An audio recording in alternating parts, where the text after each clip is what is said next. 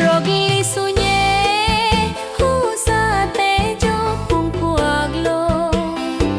li su shianya te wa ma jok sungwa rogi su chung te husa wek ngok zina wek sing li su chue bue ali kwa te ngem hi u jo he a jo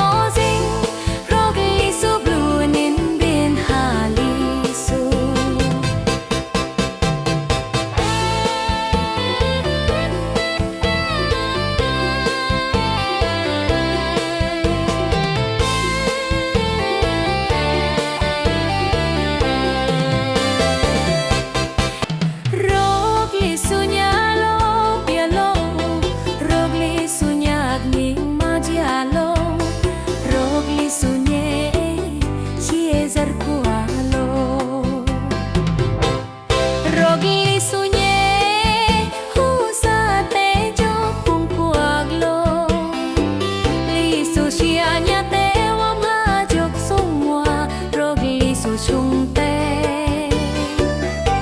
husa wek ngok zina wek sing li su chue bue ali kwa te ngem hi u jo he a jo sing rog li su blue nin bin ha li su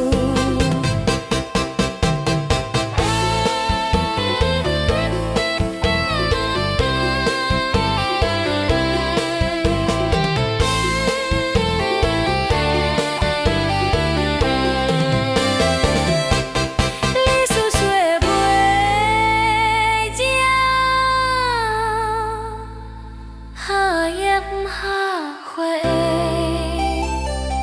ninh ha thác bia ly